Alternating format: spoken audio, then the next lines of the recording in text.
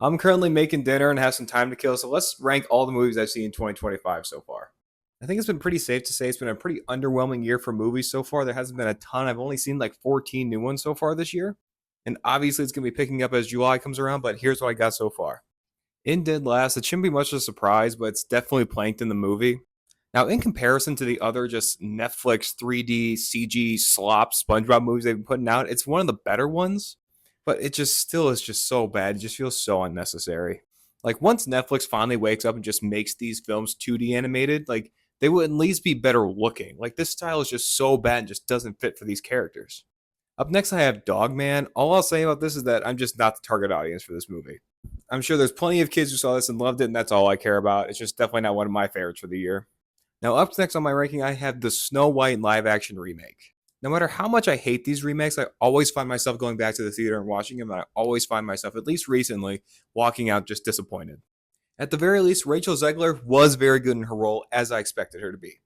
Now, everything else, not really a fan of it. Love interest, didn't really like it. The CGI dwarves, I didn't really like that either. And obviously, anyone who talks about this movie always talks about the horrific performance by Gal Gadot. Like, I remember watching with my wife, and she really likes Gal Gadot because she's a big Wonder Woman fan. But literally every single line delivery Gal Gadot had, I couldn't help but laugh.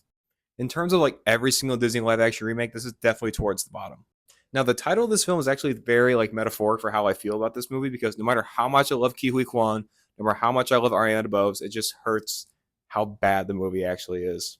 I had really high hopes for it. The fact that it was Ke Huy Quan, it was like an action movie. It was going to be kind of like a John Wick type of movie. There's a lot of movies where it's like this guy who used to be like an assassin now just wants to live a normal life, and then that catches up to him. It's another one of those movies.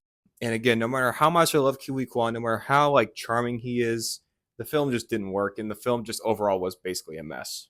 Now, up next in my ranking, I have You're Cordially Invited. Now, this movie is very much carried by Will Ferrell because I think Will Ferrell could literally read like a phone book to me and I would find it hilarious. But again, kind of like Love Hurts, it's just overall kind of a mess with some funny comedic moments. Like the alligator moment is very funny, and there are also a lot of other chaotic things that come with a wedding that was very funny. But the love story didn't really work, and the story overall was just very disjointed. Now, next up, I have the live action Lilo and Stitch. I'm sure there's plenty of you that would argue that this is actually worse than the Snow White one. And I would certainly hear you out and certainly understand that, but I still feel like this one is just a little bit better. Do they have some horrific castings in this? Absolutely. Jamba and Bleakley just did not work and the CG was so bad. Did they have a pretty horrible ending that just completely missed the point of the movie? Yeah, they did. But I still feel like the good was still pretty good. And the girl who played Lilo and Stitch carry this movie a lot because their moments together were very good, in my opinion. But again, the changes really hurt this film. And it genuinely could have been so much better because the original Lilo and Stitch is one of the best Disney movies ever, in my opinion, one of my favorite Disney anime films ever. So it hurts that this movie really sucked. And it also sucks that it's making a ton of money, which is making Disney say, hey, let's keep making more of these, which they should absolutely stop doing. Now, up next, I have Captain America Brave New World. Now, this is another one that really pains me to have it so low, and I really wish it was better. Like, I love Anthony Mackie's Captain America. I feel like he truly understands the weight of this role. But sometimes it just feels like he is watered down by like bad writing and just overall like bad storytelling, especially with this movie. And he also just doesn't get to have his own project. Like he only had the Falcon and the Winter Soldier to be Captain America, where he was only Captain America at the end. And this one is basically Red Hulk the movie, or like the Incredible Hulk 2. Like they just didn't give him his own movie and not really enough time to shine, which really stinks. But like other than that, like Harrison Ford was still pretty good. Like I love Harrison Ford. He was pretty good, and I love that the Red Hulk even looked like Harrison Ford in the CG. But I don't really care about like the Falcon replacement actor. He just doesn't really he hasn't really won me over the way Anthony Mackie did in Winter Soldier. And the creative choices on the leader were just so bad. It looks so dumb. Like I don't care about that character at all, but looking at like the early concepts for the character and what he looks like in the comics and what we got in the movie is just so bad. Just again, I just wish this film was so much better. Moving on to the number 7 spot, I have One of Them Days. This movie is just a ton of fun and absolutely hilarious and lets Kiki Palmer and SZA just absolutely shine with their comedic timing and their comedic acting. But obviously for me, Kiki Palmer is the big highlight for this and the whole story. The fact that like it's just is one huge crazy day in these people's lives, I absolutely loved it. So I highly recommend it. It's definitely one of the best comedies of the year so far. And up next, I have Novocaine. From first hearing the concept of this movie and into actually watching it, lived up to what I was expecting it to be. And man, if it just wasn't an absolute blast, and if Jack Quaid is just not on a generational run, because Up next, I have Companion. We're in the Jack Quaid portion of my ranking. This is a movie that I just really wish I watched, not knowing the premise. Max basically spoiled it for me when I was going to watch it on the streaming service. And I remember I told my dad to watch it without watching the description, and he got to watch it blind, and I think that made his experience even better. But even going into it knowing the twist kind of from the beginning, it even still made the experience great. And this movie is so much fun. It's so awesome. I'm a sucker for a good slasher film and a good like horror movie where they just set up like we're going to this secluded cabin in the woods where we have no Wi-Fi, no cell service, and it's everything it was supposed to be, and it was so much fun. I just wish that Jack Quaid's like character unaliving at the end was a little more satisfactory. From the get-go, they established this automatic wine opener. I knew that was going to happen eventually, but I just wish it was a little more satisfactory. I feel like it didn't fully live up to the hype. And as we get into the top four of my ranking for 2025 so far, I have Mission Impossible: The Final Reckoning. If you've been watching my content lately, you probably saw my massive Mission Impossible movie ranking. And even though this is towards the bottom, it still is an absolute blast. It's basically Tom Cruise's love letter to movie making. And like I said in the previous video, it does take some time to get going. It has a huge amount of exposition, a huge amount of like nostalgia bait and clips and old stuff like that. But it has two of the best like action, tense, thrilling sequences I've ever seen in a film.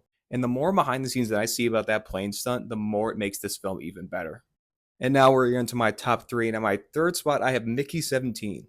This film was just an absolute sci-fi blast. I absolutely love this movie. Every single one of Robert Pattinson's performances or characters, whatever you want to call them, were also very good, especially when he was interacting with himself as Mickey 17 and Mickey 18. And I just love this alien planet that they're on. I love the whole world that they built with this like evil like politician type like cult that they got going on too. The whole story is just awesome. I really got to rewatch it, but I remember watching it in theaters and really liking it. And I'm also loving seeing Robert Pattinson just reaching into his bag of all these different voices he can do. I can't wait to see what his next one's going to be. And at the number two spot, I have Thunderbolts. Might be a little biased because I love the MCU and I absolutely adore this film and these characters. But you can really feel through this movie like the heart and the soul and the blood, sweat, and tears put into this movie by the actors and by the producers, by the cast and crew and all that. And I just absolutely love Florence Pugh. I love Wyatt Russell. I love David Harbour, Sebastian Stan, all those guys. They were all so awesome in this. And throughout all of this, it's honestly just one of the craziest things I've realized is that like the Yelena Belova led movie is the better film of the year so far in the MCU than the literal Captain America movie. I don't know how we got here and Yelena became one of the top characters in the MCU, but here we are.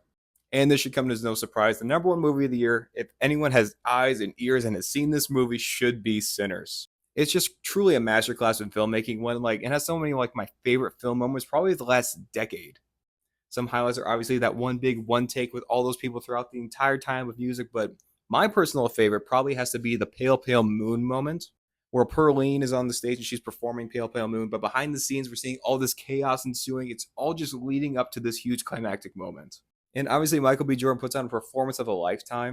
It's also funny how for my top three movies of the year so far, Sinners, Thunderbolts, and Mickey 17, they all have a moment where their leading person, their leading actor in the movie, Michael B. Jordan, Florence Pugh, and Mickey 17 all interact with themselves or even fight themselves on screen. That's just one weird thread that I found between all three of these movies, and it's so ironic that's happened in my three favorite of the year. What do you think of this ranking? What are your favorite films of the year so far?